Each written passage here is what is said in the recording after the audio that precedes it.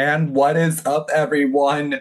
We might not have a tea kettle of Bane, but I definitely at least have some tea tonight in honor of Jason. And boy, what a way to go out for this guy, tea kettle and all. But I gotta give props to where I can with him. I kind of called it where I feel like he would likely place in this game, but at the very least, he at least ended on a note where I'm like respecting him more than being annoyed. And after this week, there's gonna be a lot of players I'm annoyed with, especially with recent events that I'll bring up in the episode. But how do we get to Jason's elimination tonight? Well, we got a whole week of episodes, live feeds, and a BB Unlock to talk about because is BB Unlock good again? I mean, or was it? Is it just good now? Well, let's talk about it. So, cheers to you, Jason. We'll start us off just having a sip of this tea.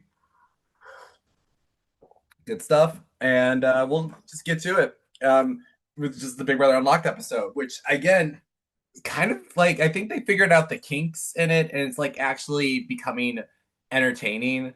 Like they're not cutting feeds for it, which I'm like very happy about. But then for another, it's like they're actually, I think they listened to feedback where it's like they're able to really incorporate like footage that they couldn't make into the episodes, but at least want us to be aware of. Because at the very least, going from being unlocked to the next few episodes, we're at least aware of some alliances, which I was very happy to see, or between like Drew and Kamu, Angela D, Taylor, and Lala. Like, I was very happy to see on those.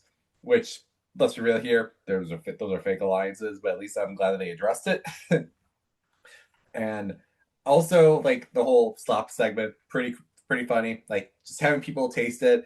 If I'm ever on Big Brother someday, I feel like slop is going to be something I have to adjust to, but we'll get to that when we need to get to that. Um, but like obviously the big thing from the episode was like their interview with Rome, preview of the HOH, and the showing of the powers and the punishments that were going to be incorporated into the game. And these powers and punishments, I am not the biggest fan of because the fact that it's randomized, let's be real here. I don't know if it's really randomized. I think it's just like a lot of just, I don't know. Oh, it's weird. It's weird how they have it set up. It's weird how they're just showing it. And I'm just not a big fan of just how it's all being displayed because the fact that Rick Devens has a diamond power of veto of all things is just what? And of all of the time capsule powers too, it's the most broken because of all the other ones that they have. There's replay, which is you can play in back to back HOHs, which is like so niche, quite honestly. It's like it's hard enough to win one HOH, but to win back to back you really have to be a comp beast to really excel with that. So that one's just like meh. And then another one is like a mystery competitor, which we had last year, where Keanu won that, and he had Casey to compete for Navito, where she won it. I don't know who would be for this year. Quite honestly, I just feel like it's still kind of niche because, again, you really have to rely on that former player to really excel. I'd imagine they'd probably like go for Jag Baines or something like that. One I think is like the most useless is the never not pass, where just like you can never be a have not, which is just okay. The next one being the BB bribe, where you get to receive money to bribe to another player. It's been done throughout the years, but quite honestly, it hasn't really affected the game in any way, shape, or form, nor would I ever expect it to now. Likely, it's just like people are just gonna be walking away with like 10 grand or something to take home with them rather than anything to bribe. And then the other one that was left over is the coin of destiny, which I think is like the second most powerful. Where if you flip a coin, you get to overthrow the HOH, which that's obviously the Rick Devens coin. Like I'm surprised he didn't win that, in quotation marks. It's just I don't know.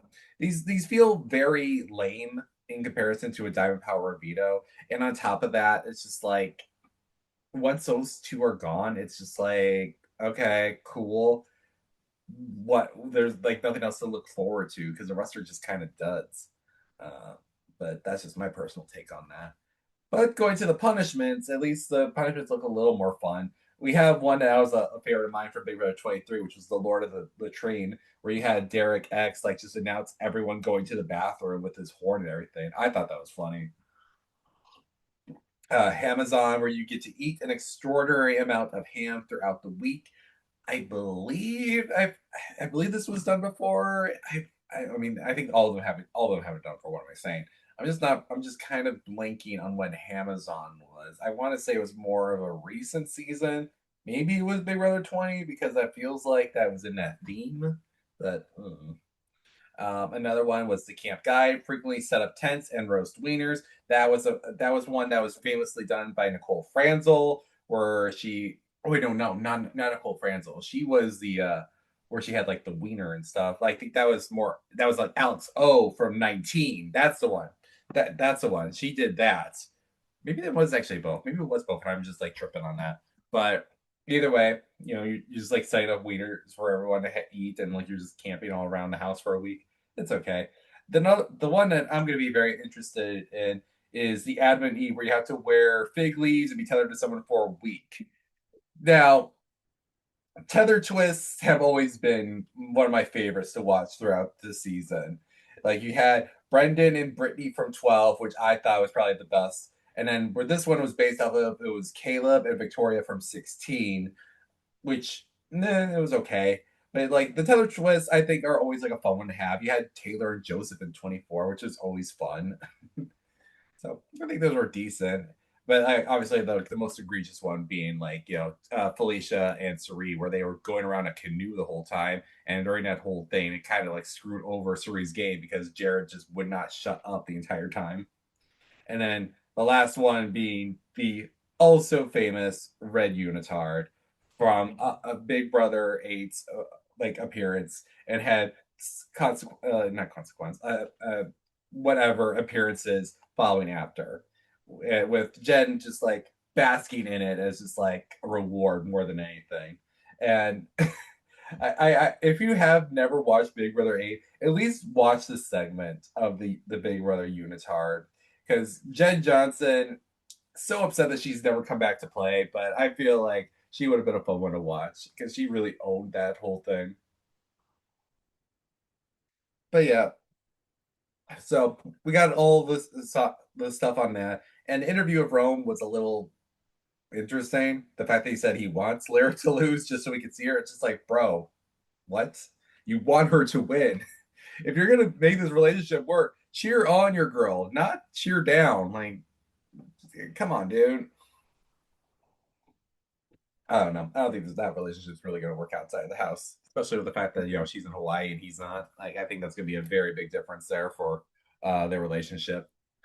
And then we got the preview of the HOH, which we'll discuss and what we bring up to the next episode, which we'll go into now because that's pretty much all we needed to talk about for BB Unlocked. Again, I'm moving forward now to actually do include BB Unlocked because it actually does have interesting stuff that will pertain to the episodes. So we'll roll with that.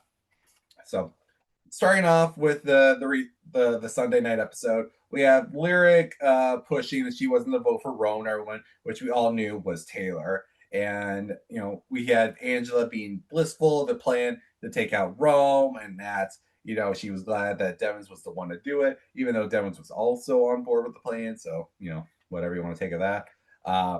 But we do see Taylor then mention that she wanted to give Rome a vote because she felt like she didn't want to follow the house, and she felt like Rome deserved it. Granted, it's like, okay, so Rome deserved it, but not Jason tonight. Make it make sense there. It's like, why not just have another hinky vote? Not gonna kill anyone.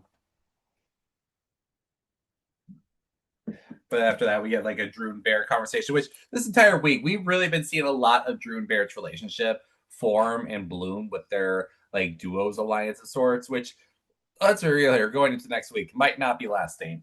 The way that Angela's paranoia throughout the, like, just since the beginning about Drew has just been rubbing off on like the veterans and is now seeped into the Red Corner Alliance as of this week.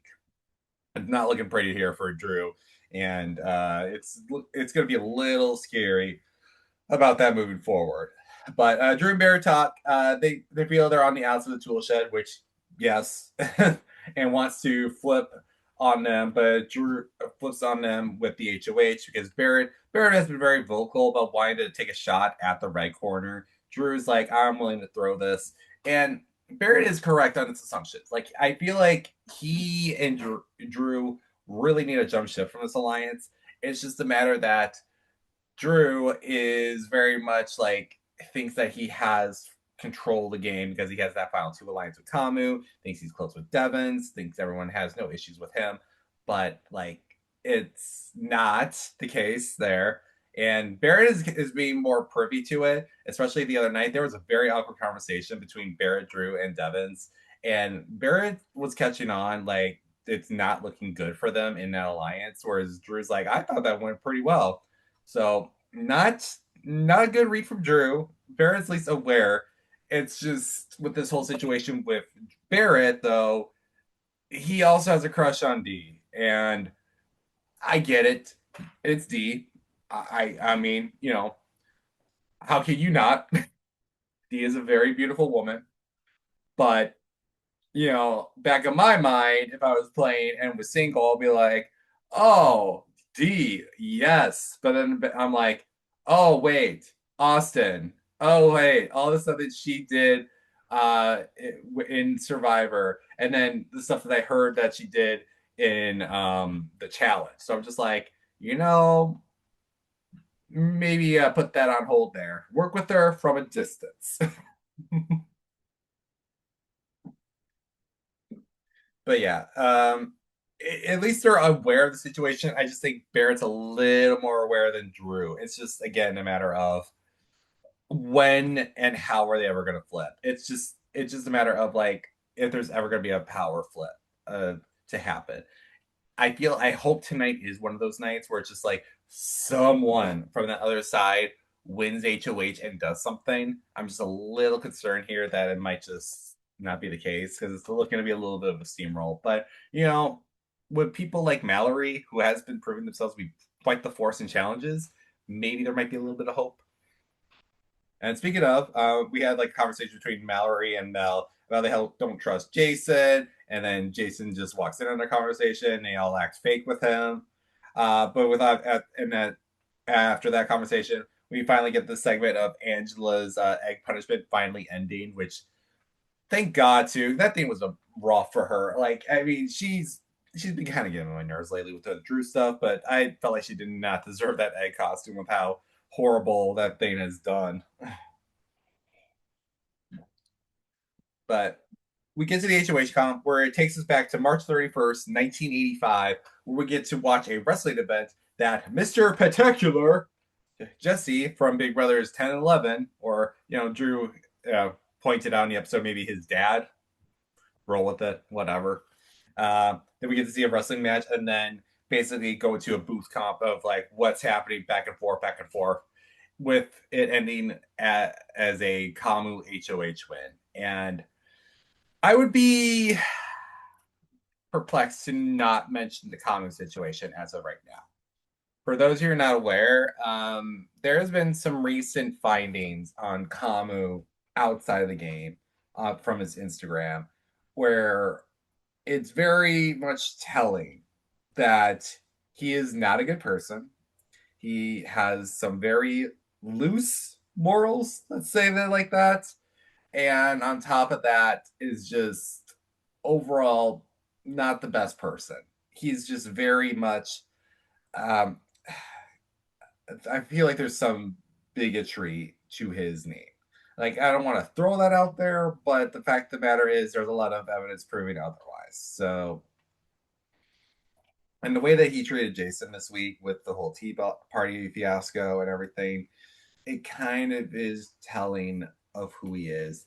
And with certain conversations that have happened within that, like certain players in the house, like one where he had a conversation with Rick Devens where he was talking about certain things that was very uncomfortable to hear, especially regarding about Jason, about gay people, did not look well. And there were moments where he was talking about not wanting to wear dresses, and like it's just like it kind of gets to a point where it's just like you can tell now that the live feeds are kind of being pushed away from Kamu whenever those conversations are coming up.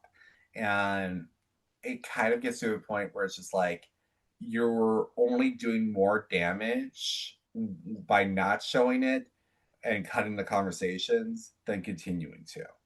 I'm at least glad they're giving Kamu the villain edit, but just know there's a lot worse things that he's been saying and doing both in and out the game. And I just hope that some way, shape, or form he gets his comeuppance because I don't want another Jackson Mickey type situation of a winner.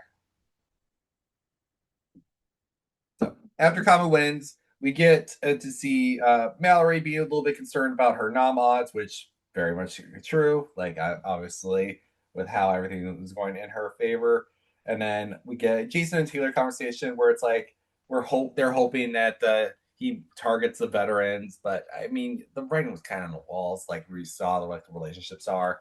It's like it's kind of very obvious like who he has been like talking to the most out of everyone in the house. And we got Dee and Angela talking where they're trashing the votes, the one vote on Drew, and might push Drew to be on the block or at a later point. And again, it's just like Angela's paranoia about Drew really spread throughout the vets. It really hit D right away, and it slowly hit Devins over the course of time, or so toward the end of his HOA train, where it's like even now it's just like got to a point where he just doesn't trust him at all.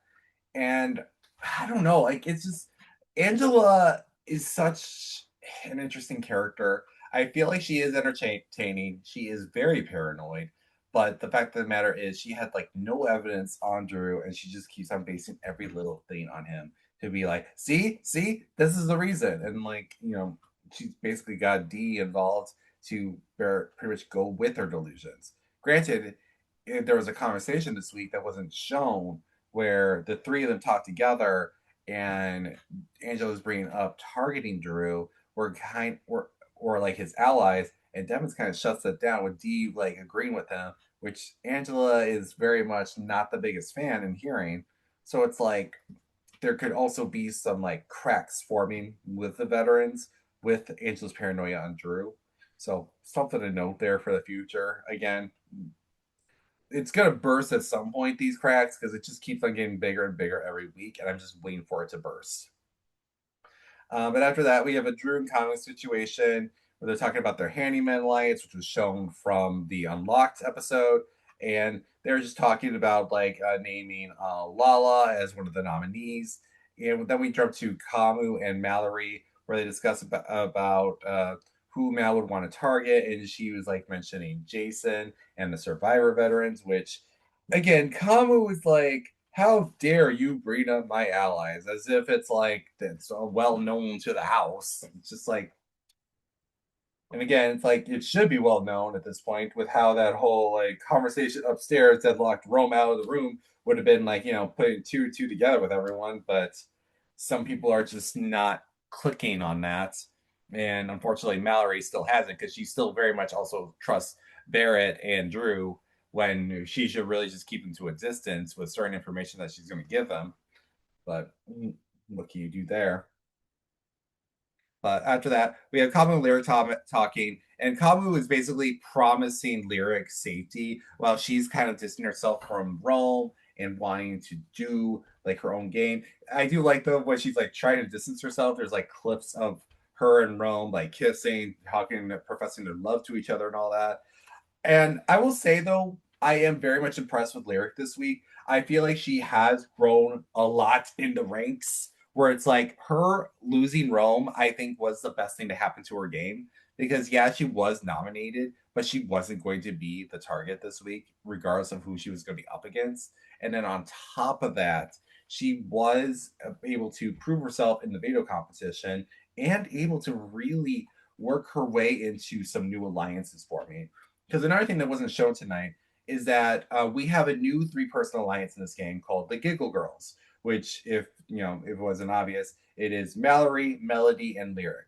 And of the people that were going to leave tonight between Jason and Mallory, because Lala, like the plan to take out Lala, it died on Tuesday night.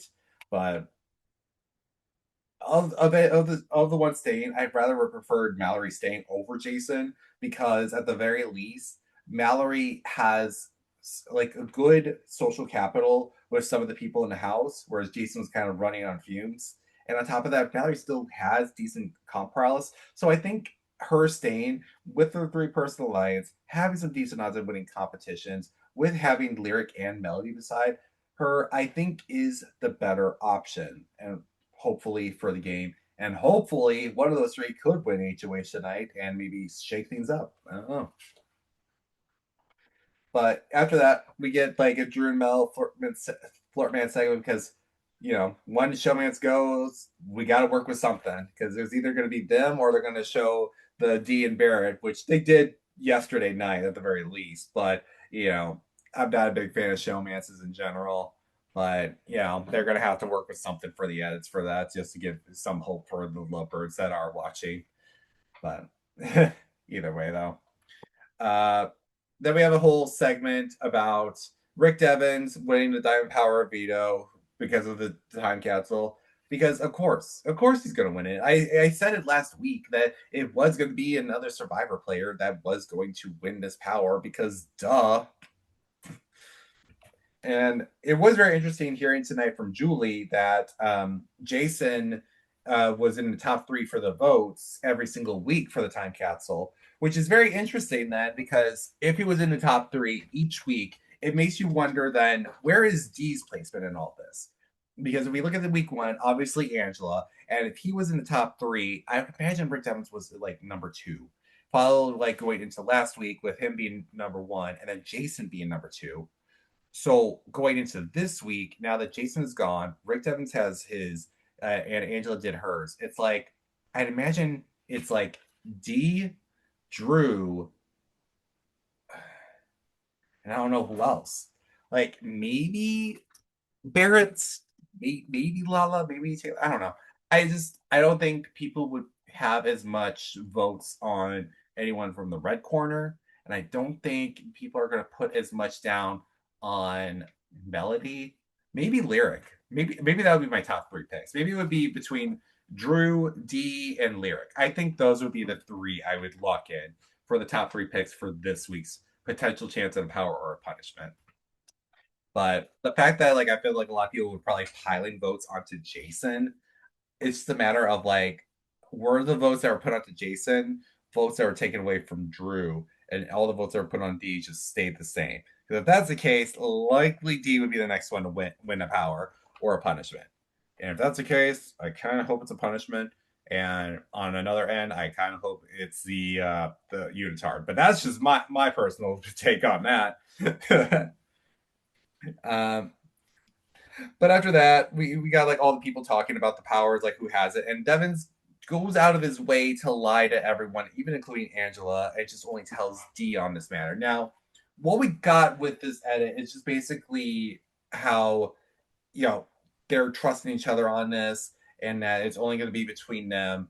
And we see later on, like with the episode for yesterday, that Dee was like felt like she was like lying to her mother, which when it came to Angela on the matter. And it's like, yeah, I mean that's a little funny in that regard. But Devens's plan with this is odd, to say the least, because I feel like he wants to use it more on Angela or D without Angela being even in the know. And to me, I think it's kind of a dumb decision, but this is Devens we're talking about. I feel like he's going to make the entertaining decision that he is going to make for the strategic one. So I feel like that's just his route that he's going to take with this game. And if that's the case, by all means, waste it then, I'd assume, because using it on Angela, it really isn't going to do much. Using it on D is like okay, but I can see D likely winning the big lower blockbuster anyway. So I don't know. I just feel like it puts him more in a dangerous spot than anything because if, like, for example, he was like in a situation where he had to use it on someone like Angela or D, and let's say that one of them is the other remaining on the block, who would he put up next to them for the Diamond Power Veto? Because with the Diamond Power Veto, you choose who goes up in place. And I would be perplexed to say that he would likely put up someone like a Drew or maybe Kamu just to appease the other side of the house. But either way, it's going to be in a bad situation that's going to piss a lot of people off. So, and on top of that, he's going to be lying every single week now for this power because everyone in that house is going to assume at one of these weeks it is going to be Devin's. And for him to lie this week on it with three more potential chances coming through, he's put himself into a corner. And honestly, for something like this, it's better to be honest because, especially if you're the veteran, if you're like a newbie, then you could probably get away with saying the lies. But if you're a veteran, 9 times out of 10, you're going to get the vote. And he's just put himself in an awkward position now. And I feel like a lot of people are not going to be trusting him moving forward, depending on like how this goes for each like upcoming vote. But I don't know. It's Devins. He doesn't really always think ahead. He thinks in the now or thinks like ahead for just good TV moments. And I feel like that is what's going to happen in the future, and it's going to bite him for that. But after that, we get another Drew and Common conversation where Drew convinces him that Jason could be a better backdoor target and that he should put up Lyric in return because initially he was planning to put up Jason instead of Lyric. And I feel like Drew was correct in that point because Jason won the blockbuster and came close to winning the veto last week. And what were the odds that he could potentially win it again this one? I mean, with how the veto competition looked for this week, I think he had probably had good odds to do well. Granted, he still lost in it to Kamu, but you just never know about the circumstances because he could have just been going in with a different mindset than he would have initially, than being like an initial nom, than being a backdoor target. Because like you just never know what your mindset going into a competition could be when you're on the block or you might be on the block. And after that whole conversation, we get Kamu Jason talking, where Kamu basically tells Jason, "Hey, I'm not going to put you up," and Jason kind of sees her and is like, "Yeah, okay, because I'm going to be the backdoor target."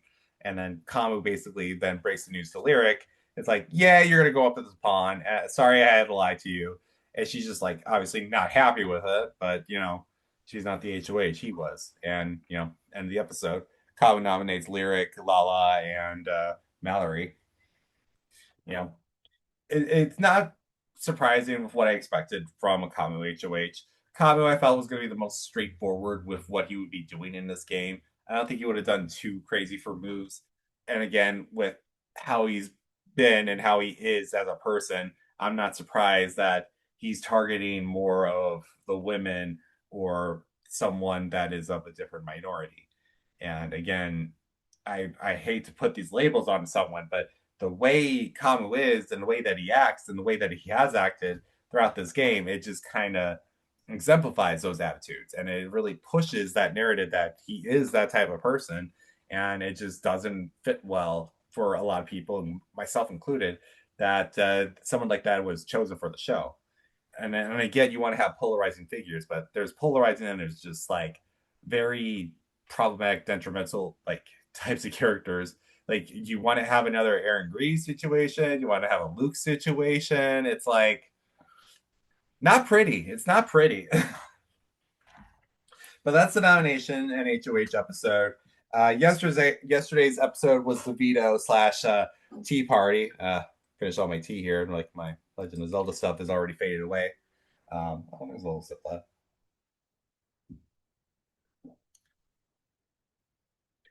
And we start the episode with Kamu Lyrics discussing him trying to do damage control. Lyric is obviously like not buying this shit, and it's just like just nodding along because it's just like, well, if I'm the pawn, you better take me off. So, but obviously she's like gonna forgive, but obviously not forget. Then we have like the Lala, Jason, Taylor conversation talking about how he's going to be the backdoor target, which again, shocker, right? Not much of that. There's just like a lot of these are very much conversations that's like circled throughout these episodes. And then we get like a Kamu and Mallory conversation where he discusses her nomination and Kamu's intentions with taking out Jason, and that she is also a pawn. She believes him, but is worried about staying on the block, which is also very true because had Jason won the blockbuster tonight, Mallory would have been going home. She was the de facto target because again, like I mentioned, there was some like snippets of hope tonight of like the vote flipping onto Lala, but unfortunately, Drew and Barrett really just like got pushed back on like from D Devins and all of them. And on top of that, they wanted to hold their middle position. So it's just like it got to a point where they didn't know whether to do it or not. And then when Taylor was talking to people, where she was like, I would love to keep Lala because of my personal connections with her, even though it would be better for my game to keep both Jason and Mallory. Essentially, kind of just killed the whole plan, which sucks because again, I do feel like Lala leaving was the best like case scenario for the other side of the house. Unfortunately, it was just like damned if you do, damned if you don't. But it's very clear that right now that Drew and Barrett are not taking the shots that they're needing to yet to hold their positions in the middle. But it's like they needed that one extra vote to really not even push for the tie. And the fact that Taylor was even down with the plan to begin with, it's just like it kind of was just dead from the get go. So kind of sucks there. And after that, we get like the Lyric and Mallory conversation where the two of them break down, and with Lyric missing Rome, and they're agreeing to trust each other the most in this game. And again, I do like this relationship, like between Mallory, Melody, and Lyric.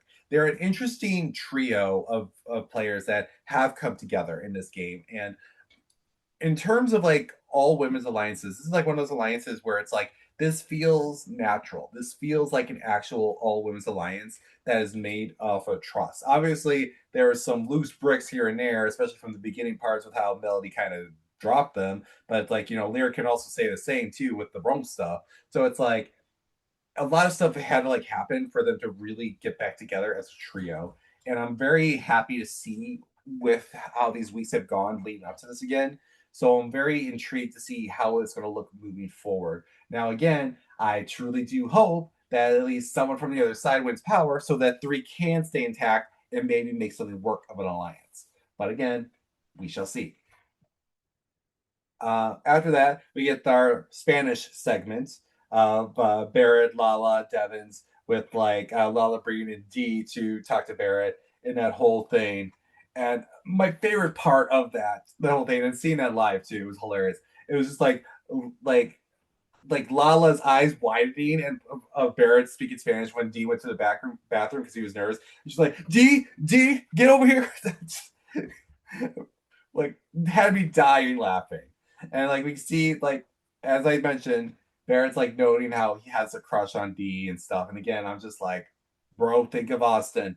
Think of Austin. Think of all the people that D screwed over because of the showmans that she had. It's just like, bro, focus.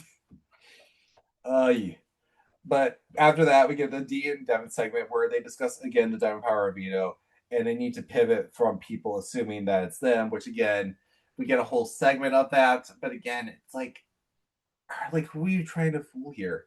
Again, some people might believe it. Others, I feel like, are still on like the notion that's like likely it is the him.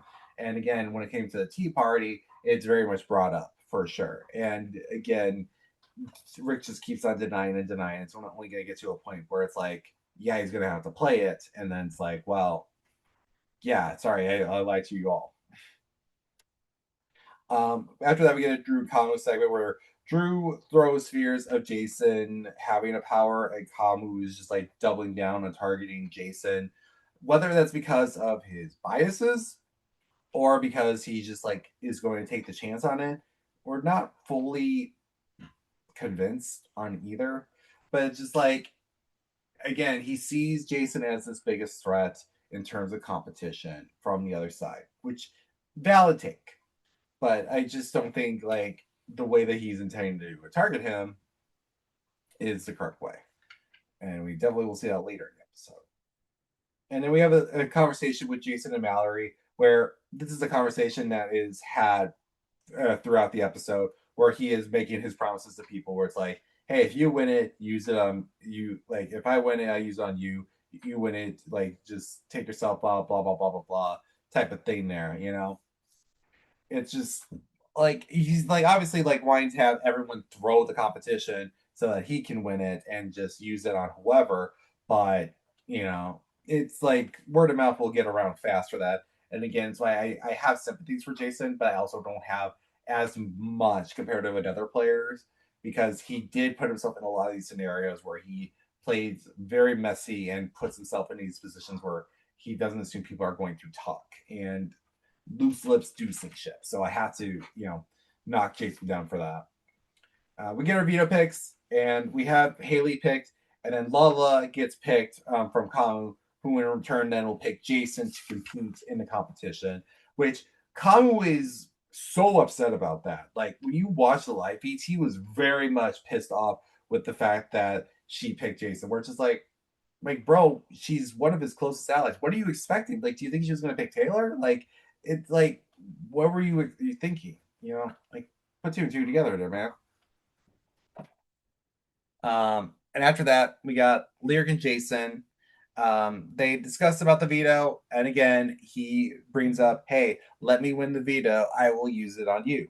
And then after that, we get a conversation with Kamu and Jason, where he does the same thing, where he's just like discuss the veto competition, and Jason doesn't win, and Jason lies to him on using it, blah blah blah. It's just like a cycle. And then we get the whole Drew Jason Mel conversation with, again, Jason spilled so much information to Drew and Melody, who are the worst people to spill it to, because you got Drew bringing that information up, and then Melody also doing that to save her ass, which I think was the right move on Melody's part, because had Jason been safe this week, let's just say Jason wins the veto, and he uses it, let's say probably on Lala. Likely Melody's the next one going up, and I think Melody writing out Jason was the correct option, because at least it puts her in good graces with not Chuck, puts her in good graces with Kamu. It has like a lot of just information coming out in that regard, and it really puts her in a better position to not be going up as a renown compared to some other players. Likely it would be Taylor in her spot at that point. So after that, Melody spills the beans to Kamu, and he's pissed off. Blah blah blah. It's like, again, should he be really surprised? No, but what can you do? So for the veto competition, we go to July 29th, 2051, to the pickleball, which I feel like is such a big FU to Rome. I'm like, bro, you're gonna really do this to Rome? Like, the body is barely cold. And competition is basically the ballerina competition that they've done over the years. Only this time, instead of bowling, it's more of them like bopping like the balls that are being flung at them to essentially, get into like these like like these slotted areas for point values. And it was a very interesting competition. I kind of like this version of it kind of more than the bowling, but I don't know. People might like the bully one more. I kind of prefer this because it has a little more level ground to it.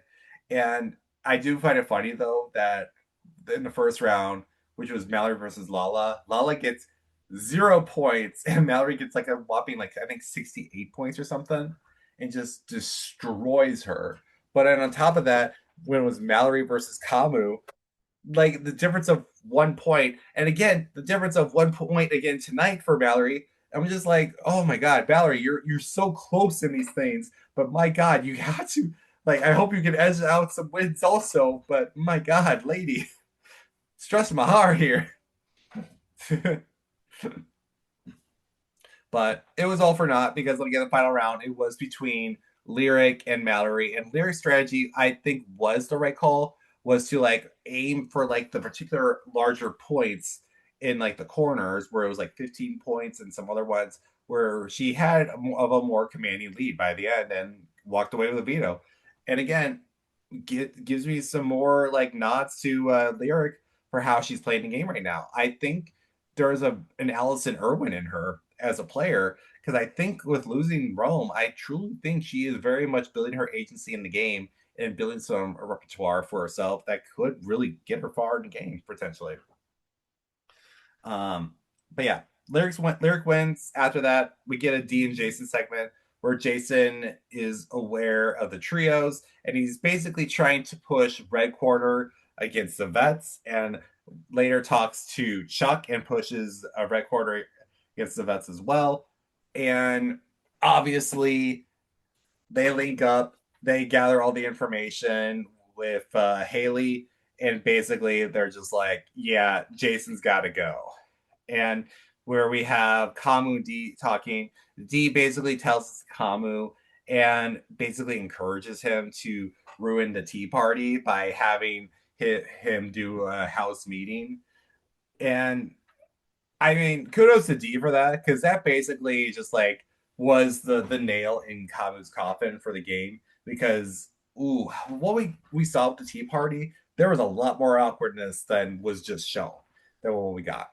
But I'll at least go over what we were shown.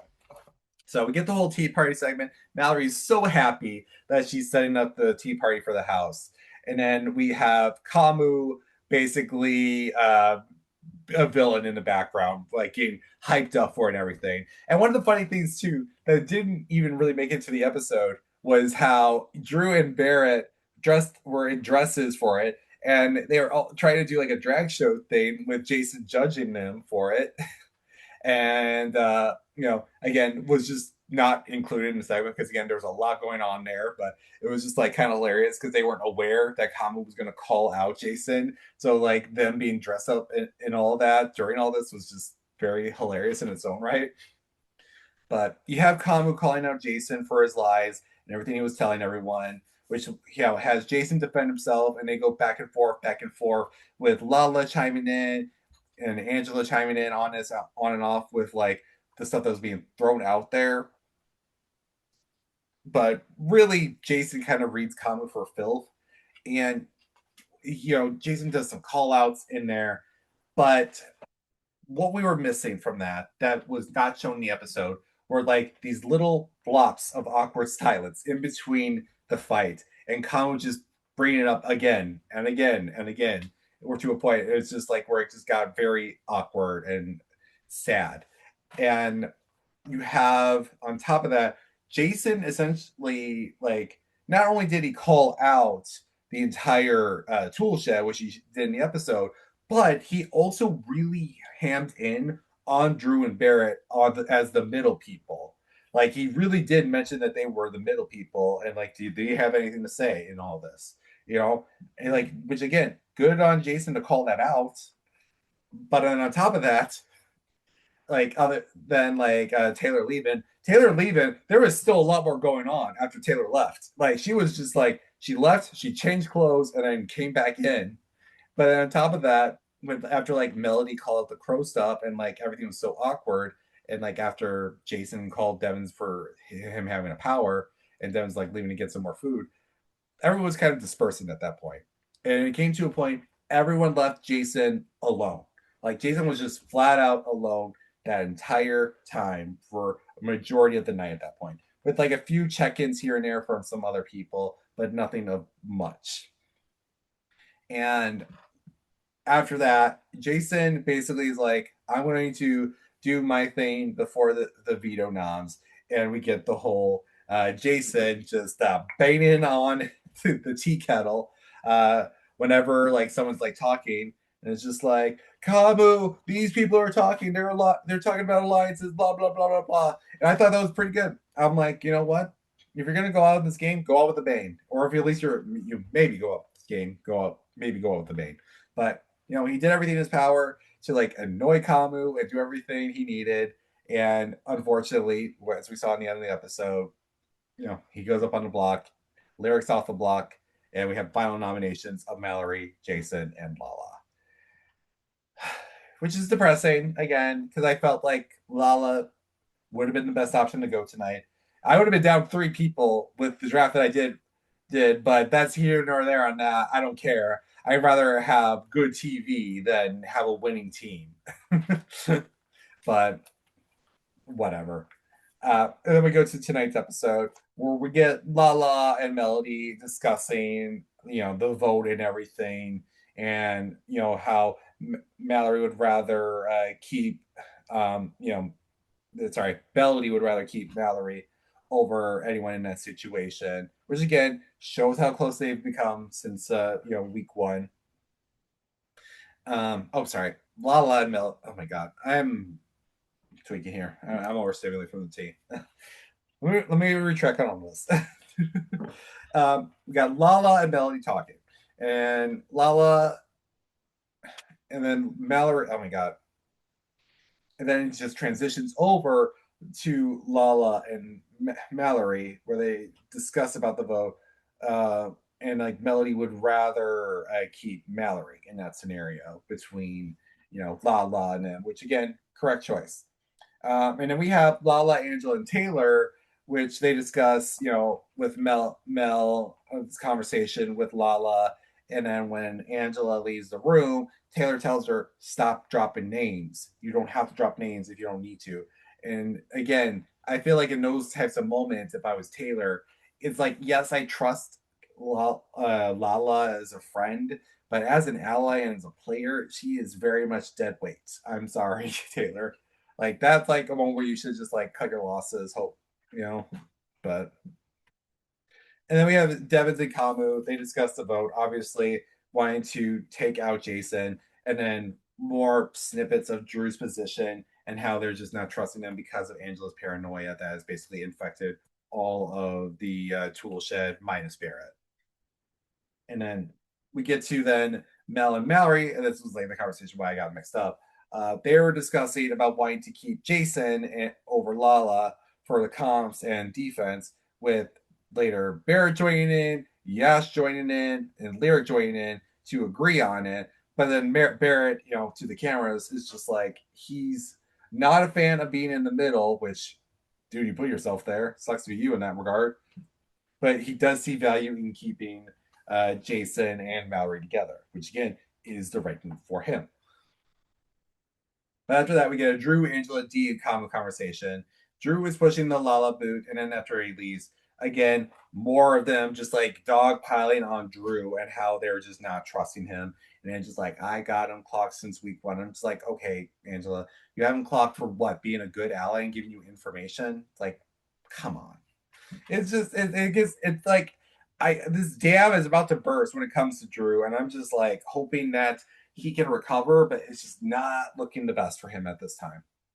And then after that, we get a Drew and Bear conversation discussing, Mel's plan with along with their placement of the tool shed, because they are aware they're on the bottom. But again, it's just like do what you have to, but it's like you have to like really push for your position to have everyone within the tool shed still need you. Because if you don't, you're just going to be reluctant, like bottom boot, like how so many of those big alliances have been over the years.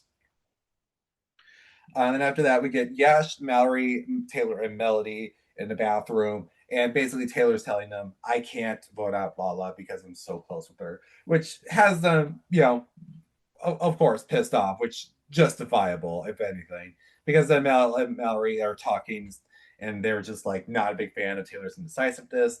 I know in the live feeds, they talked about this a couple times. It's like they trust her for now, but they just know that they can't trust her later down the line because of how she is, at least with Lala.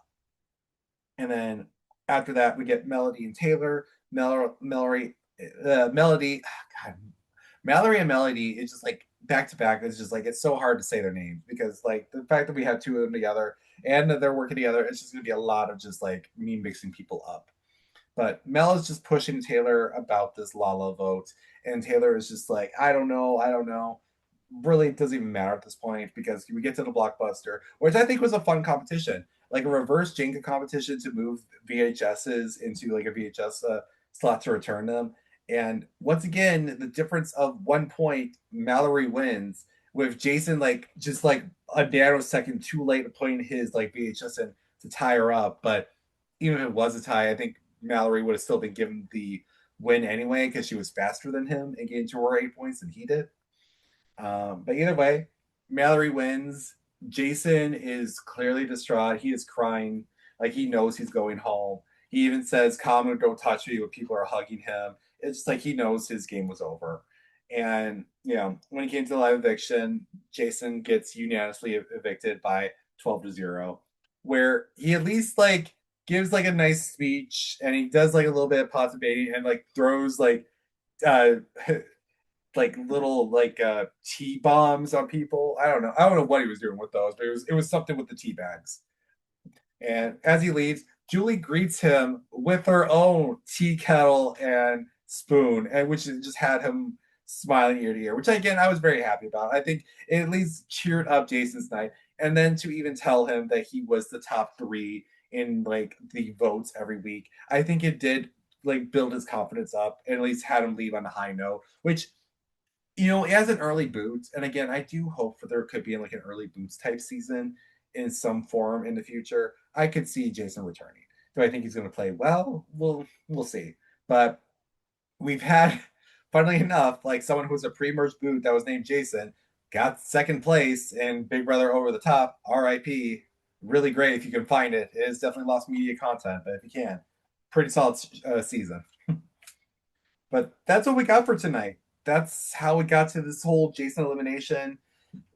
HOH tonight. I'm praying to God someone from the other side wins it, so that way the tool shed can have some like opposition for once, even if like Devins has his diamond power veto. But maybe they'll target the red corner, and Devins will just let that one slide. Fingers crossed. But we'll at least end off here going to my rankings this week. Now, doing the rankings this week was very interesting because there's a lot of like vague positionings that I feel will be very interchangeable. Some of which will stay on the top for now, some of which will stay on the bottom. So we'll just work what we got. So starting from the bottom, we had Ashley obviously at 17, 16 Rome, and now as our 15, Jason. And going into our 14th spot, it's got to be Lala. I feel like moving Lala to the bottom is the right call for now because Lala has done horrible competitions. Like tonight, she literally like got two VHSs and then knocked her thing over. And it's like, all right, well that's it for Lala, and then have 0 balls for the first round in the veto competition and just show how poorly she's done the challenges. And the fact that she's likely going to be a constant block nom from the other side, I just don't see her doing so well. And again, the fact that she was so emotional, and when it came to the whole tea party with how emotional she was during that, I just don't know if she's built for this game. I don't know if she's really built well strategically because, again, Taylor's really trying to guide her on how to play the game, but it really should not fall on Taylor to guide Lala how to play when Lala should know how to play in some form of capacity. But I don't know. She's not playing well. I don't think she's going to do well moving forward. She has to woo me in some way to get up on my list at this point now. And at 17, I got Haley. Haley's still rubbing people the wrong way. She's not well liked by a lot of people. She's still going to be a likely target of the red corner side. I mean, again, she's someone of red corner I think could be like an early boot first, but the way that Kamu has shot himself in the foot this week, there's a likely chance that maybe she could stay over him, but you just never know in a blockbuster type scenario if Kamu was to win and she's up against Chuck. Because then in my number 12 spot, I have Chuck. I feel like the two are kind of interchangeable, or it's just like they're kind of just like there in the game, where some people like them, some people don't. I just don't think they're just really meshing well with people or really just doing much with their social games to really go far or win anything. But again, it is very early in the season, so who knows there. But again, if they were all to be nominated and let's say Kamu was to be taken off the block in some way, I feel like just like the two are very interchangeable on which one they want out first. And then in 11, I have Kamu. Kamu is like, he went from a higher position I had last week to this lower one now because of that whole Tea Party meeting. He's he played that horribly, and he thinks he actually did well, which is just delusional in any way, shape, or form there. And the fact that he is really thinking he has some form of control in this game when really it is Dee, Devins, and Angela, he's got another thing coming for him. And again, he has some ins compared to Haley and Chuck, where he has his relationship with Drew, which can really help save him maybe in certain scenarios. But he has really dug his grave with people like Lyric. He's done some damage with people like Laha. So it's like he's not doing the best now socially. I feel like his HOH has done so much damage to him. He's put himself in a really horrible position. But I at least have him higher than Chuck and Haley because at least he has some form of social bonds that could maybe get him out of the situation where those two are kind of like in a shit out of luck type situation. But it's not by much. In my number 10 spot, I have Yash. Yash is like slowly gaining, I'd say, some momentum in this game. He's starting to form bonds with people. He's starting to build relationships. And when it came to the vote this week, I feel like he was the one that was the most vocal in trying to save Lala over everyone, honestly. And I see potential with him. Downside is that he is being very openly sexist and making some very odd comments left and right lately that is like having some people turned off by him. And again, I feel like there's a fair amount of fake alliances with him that are still just like fake alliances. It's like the Burger Boys from last year. Unless they get some form of power, that's just going to stay as a fake alliance. And if nothing can come of it, I don't think Yash is going to get much in positioning for going forward in the game. But with how this game is forming right now, I can see a position of him maybe going through the cracks of this war between the tool shed or what likely could be like the red corner versus the rest of the house. If like Drew and Barrett do jump ship. But it's like very hit or miss when it comes to Yash when it comes to that position because he could honestly be collateral damage in all of this too because he's such a free agent. And then after him, I have Taylor. Taylor's kind of been growing on me in terms of like strategic game, social game, and everything. But when it came to like the Lala vote and everything, she definitely has turned some heads against her and she's really put herself in an awkward spot. And again, I get that she is very close friends with Lala, but in this type of situation, you kind of need to like read the room and really understand that it would be better for your side to benefit without Lala and have a Mallory and Jason.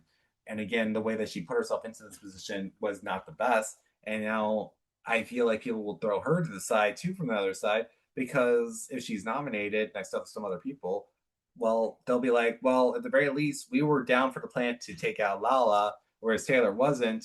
So she's probably not as committed to this group than all of us are. So who knows? Like maybe again, she might help her positioning later in this week if there is a power shift. And then after her, I have Mallory. Again, Mallory, I think, has a lot of potential in this game. I think her biggest crutch, though, is her trusting Drew and Barrett.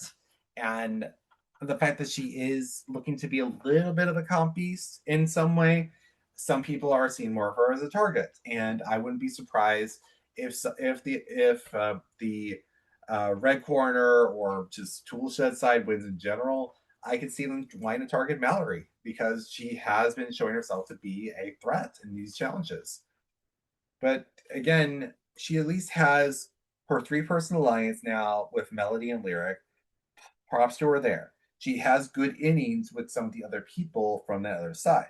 And again, she's telling a lot of information to Drew and Barrett, which I think is a problem. But if the power were to shift, she does then have Drew and Barrett in her corner potentially.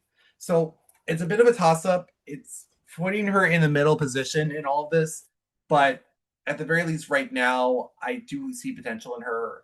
It's just a matter of who's going to be in power this week that could help push her up some more, maybe. If not, it'll likely push her back down. And then after her, I have Melody. I think Melody has positioned herself well in these coming weeks. I feel like her writing out to Kamu about Jason's plan, I think won her some favor with the red corner side. I think she has done well socially after like blundering the first 2 weeks. I think she's in a decent spot. My only problem is that her closeness with Drew is putting her into a position where she can easily be a target from the tool shed side. And I feel like if they're just like, well, we can't take out Drew now, we'll just take out the next best thing, which would be Melody. So we'll see where that will go in the future if they're not going to take the chance on Drew because it's been, like I said, it's just been going downhill for weeks on the Drew train when it comes to the tool shed side. And then after Melody is Drew. I think Drew is playing well, but there are moments where it's just like the whole conversation that he had with Devins and Barrett the other night has shown that maybe he's not as fully aware of his position than he thought he was. Because at the very least, Barrett's aware that that conversation did not go well, whereas he did. And it gets to a point where it's going to look pretty dire if Drew does not flip at the right time. And it really is going to come down to whether he truly does perceive that the vets are with him or if they're against them. And if he truly does think they're still with him, he is doomed. But he's still at least decently high. It's just not looking too pretty there. And then after him, just slightly above, is Barrett. Barrett, yes, is infatuated with D. He's at least aware of that. And he's at least more privy to the vets than Drew is. But the fact of the matter is, he is still not becoming as active in his role as a middleman. But again, compared to everyone else, he is at least putting himself into a better position because now Dee and Angela like Barrett again and are still hiding in on Drew. So maybe having Barrett up as a nominee next to Drew now is looking less likely moving forward. But you never know when it comes to Angela and the paranoia that she's bringing to the rest of the vets. I will say though, of all the newbies, the one I have it for, when I was kind of shocked to have it for, is Lyric. I like I said, Lyric has kind of grown on me this week. I think she's put herself in such an amazing position because she's won herself a veto. She has her three-person alliance with the girls.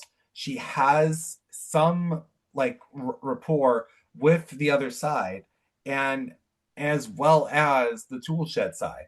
I think she is set up very well now that I don't think people want to target her from either end. And if at a worst, she'll just be a replacement nominee or just like a pawn.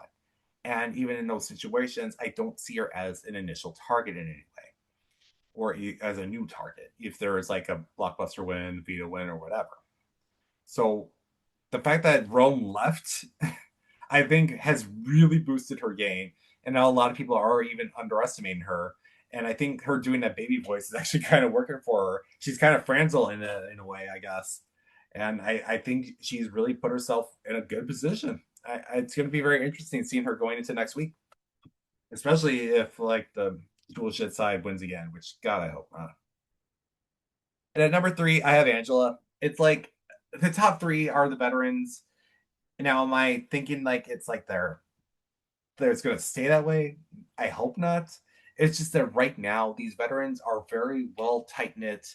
You have Devins with the Diamond Power of Veto. You have Angela having a fair amount of sway, even if it's delusional sway, with some of the people from the other side. She has Haley in her pocket now with how close they are because Haley actually told Angela this week about the red corner that Kamu was like very pissed off at Haley for doing, and like Angela was so close to telling Haley the same thing about the Crossroads Alliance, which D kind of shut down. But the fact of the matter is, Angela has some control in this game. She has a good amount of social bonds, and it's very interesting seeing her in this position of power.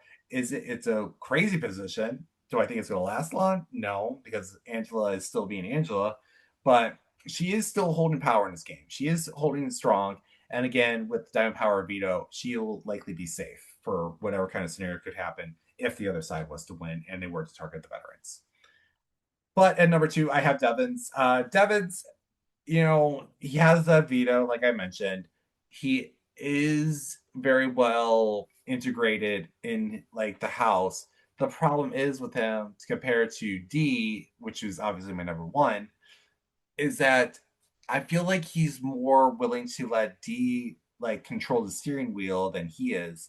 And I feel like if he lets D control that, not only is he likely going to have that diamond power veto used for either her or Angela, but also likely lose his allies in like Drew and maybe potentially lose Kamu because again, if like the red corner side was to be targeted this week, Kamu will likely be the biggest one to be targeted. And if he does not win the veto, does not win the blockbuster, he's going to lose an ally in that. And if he just goes down this like line where it just like keeps on like putting him in a worse position by giving advantages to his other allies and losing other allies in return, I feel like he is ultimately just going to be doomed to be voted out at some point eventually.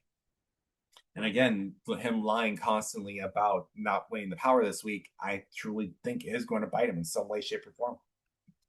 But at number one, I have D. I mean, D is pretty much in control of the game still. She has everyone in her corner. She has everyone just wanting to work with her. Like the only opposition I see of D at this time is likely the Melody, Mallory, Lyric trio. I think those are the ones that would likely want to target her, but I don't know if they would have the votes to take her out, especially if it's like against someone like Devins or Kamu. Angela is a maybe, but even then, I don't know. It's very very complicated, especially if in like a blockbuster setting, because I feel like D would win in those for 9 times out of 10. So it's going to be very awkward to really take out D at this point in the game. And I feel like she's going to be likely winning the power or disadvantage this week. So we'll see how that's going to go. But I don't know. I think she's in a very prime position and will likely still go decent run into this game. But that's this week in Big Brother. You know, a lot of the good, a lot of the bad. Sad to see Jason go, but hoping for one of his allies to get some revenge tonight and win at HOH. But my name is Kyle. I am one of the BB brains, and glad you watched. And hope you will enjoy another episode next week. See you, everyone.